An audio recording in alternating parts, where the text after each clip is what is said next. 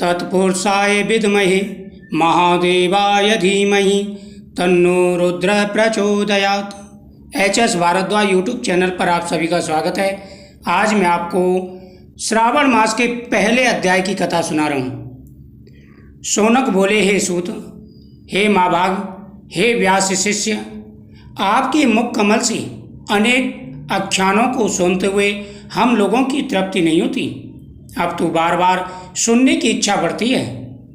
तुला राशि में स्थित सूर्य में कार्तिक मास का महत्व है, मकर राशि में माघ मास का महत्व और मेष राशि में स्थित सूर्य में वैशाख मास का महत्व है। इसके साथ साथ उन मासों का भी धर्म आपने हमें सुनाया, जिससे हमारे सुनने की इच्छा और ज़्यादा तीव्र हो चुकी है। इसलिए हे ऋषिवर, कृपा करके आप ऐसे महत्व के बारे में हमें बताइए जिसकी महिमा अपरंपार हो और जिसे सुनने के बाद में हमें कुछ भी सुनना शेष ना रहे। श्री सूत जी बोले, हे मुनियों, आप सभी लोग सुने। मैं आप लोगों के वाक्य के गौरव से अत्यंत संतुष्ट हूँ। आप लोगों के समक्ष मेरे लिए कुछ भी गोपनीय नहीं है। दम रहित होना, आस्तिकता, सठता का परित्याग, उत्तम भक्ति, सुनने की इच्छा, विनम्रता, ब्राह्मणों के प्रति भक्ति परायणता, सुशीलता, मन की स्थिरता, पवित्रता, तपस्या और अनुसूया, ये श्रोता के 12 गुण बताए गए हैं। ये सभी आप लोगों में विद्यमान हैं। अतः मैं आप लोगों पर प्रसन्न होकर उस तत्व का वर्णन करता हूँ। एक समय प्रभावशाली सनत कुमार ने धर्म को जानने की इच्छा से भगवान शिव से प्रश्न किया।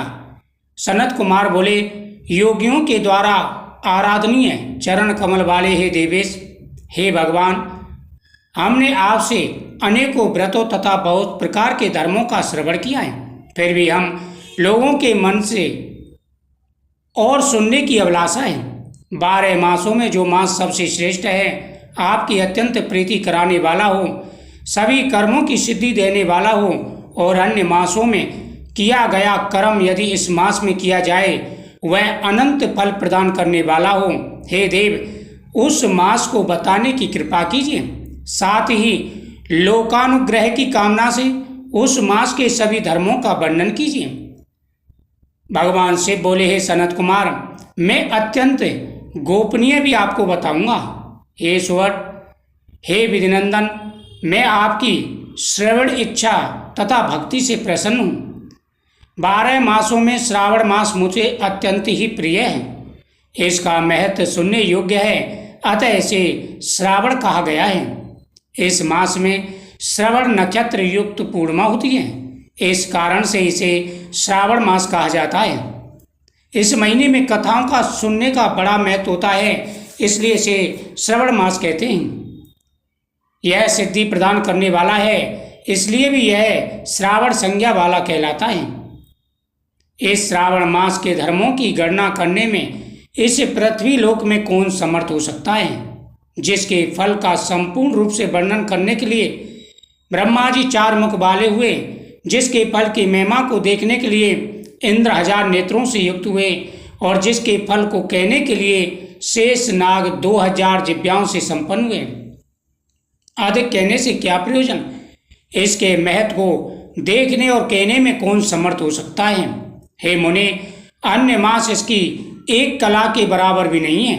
यह सभी व्रतों तथा धर्मों से युक्त है। इस महीने में एक भी दिन ऐसा नहीं जो व्रत से रहित दिखाई देता हूँ। इस माह में प्राय सभी तिथियां व्रत युक्त हैं। इसके महत्व के संदर्भ में मैंने जो कहा है वह तो केवल प्रशंसा मात्र है। अर्थों जिज्ञासियों, भक्तों, अर्थ की कामना करने वाले, मोक्ष की अभिलाषा रखने वाले और अपने अपने अभिष्ट की आकांक्षा रखने वाले चारों प्रकार के लोगों, ब्रह्मचार्य, गृहस्थ, वानप्रस्थ, संन्यास आश्रम वाले को इस श्रावण मास में अवश्य कथाओं का श्रवण करना चाहिए, व्रत अनुष्ठान करना चाहिए। सनत कुमार बोले, हे भगवान, आपने जो कहा है कि इस मास में सभी दिन एवं तिथियां व्रत रहित नहीं हैं, तो आप उन्हें मुझे बताइए, किस तिथि में और किस दिन में कौन सा व्रत होता है। उस व्रत का अधिकारी कौन है? उस व्रत का फल क्या है? किस किसने उस व्रत को किया? उसके उद्यापन की विधि क्या है? प्रधान पूजन कहाँ हो और जागरण करने की क्या विधि है? उसका देवता कौन है? उस देवता की पूजा कहाँ होनी चाहिए? पूजन सामग्री क्या क्या होनी चाहिए और किस व्रत का कौन सा समय होना चाहिए? हे प्रभु, वह सब आप मुझे बताइए। यह मास आपको प्रिय क्यों है? किस कारण यह पवित्र है? इस मास में भगवान का कौन सा अवतार हुआ? यह सभी मासों से श्रेष्ठ कैसे हुआ? इस मास में कौन कौन धर्म अनुष्ठान के योग्य हैं? हे प्रभु, यह सब बताएं। आपके समक्ष मुझ अज्ञानी का प्रश्न करने में कितना ज्ञान हो सकता है? अतः आप संपूर्ण रूप से बताएं।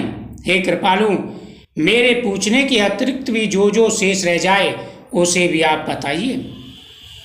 हे प्रभु, रविवार, सोमवार, मंगलवार, बुधवार, बृहस्पतिवार, शुक्रवार और शनिवार के दिन जो करना चाहिए, हे प्रभु, वह मुझे बताइए।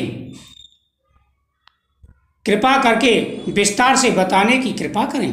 तीनों देवताओं के निवास स्थान पीपल वृक्ष में आप सबसे ऊपर स्थित हैं। कल्याण रूप होने के कारण आप शिव हैं और पाप समूह को हरने के कारण आप हर हैं। आपके आदि देव होने में आपका शुक्ल वर्ण प्रमाण है, क्योंकि प्रगति में शुक्ल वर्ण ही प्रधान है, अन्य वर्ण विकृत हैं। आप कपूर के समान गौर वर्ण के हैं, अतः आप आदि देव हैं। गणपति के अधिष्ठान रूप 4 दल वाले मूलाधार नामक चक्र से, ब्रह्मा जी के अधिष्ठान रूप 6 दल वाले स्वाधिष्ठान नामक चक्र से और विष्णु जी के अधिष्ठान रूप 10 दल वाले मणिपुर नामक चक्र से भी ऊपर आपके अधिष्ठित होने के कारण आप ब्रह्म तथा विष्णु के ऊपर स्थित हैं। आप स्वयं शिव हैं। आपकी बाईं जांघ पर शक्ति स्वरूपा दुर्गा, दाहिनी जांघ पर गणपति, आपके नेत्र में सूर्य तथा हृदय में भक्तराज भगवान श्री हरि विराजमान हैं। अन्य के ब्रह्म रूप होने तथा राज के विष्णु रूप होने और आपके भोक्ता होने के कारण ही ईशान आपके श्रेष्ठत्व में किसको संदेह हो सकता है? ऋषिवर आपकी विशेष रूप से आराधना करते हैं। सबको विरक्ति की शिक्षा देने हेतु आप स्वयं शमशान में तथा पर्वत पर निवास करते हैं। ऐसा महर्षियों ने कहा है। जगत का संहार करने वाले हलाहल को गले में किसने धारण किया? महाप्रलय की कालाग्नि को आपने मस्तक पर धारण करने में कौन समर्थ था? संसारोप अंधकूप में पतन के हेतु कामदेव को किसने भस्म किया? आप ऐसे हैं कि आपकी महिमा का वर्णन करने में कौन समर्थ है? हे प्रभु, कृपा करके हमें कथा सुनाइए। इस प्रकार श्री स्कंद पुराण के अंतर्गत ईश्वर सनत कुमार संवाद में श्रावण मास महत्व में पहला अध्याय संपूर्ण हुआ। ओम नमः शिवाय।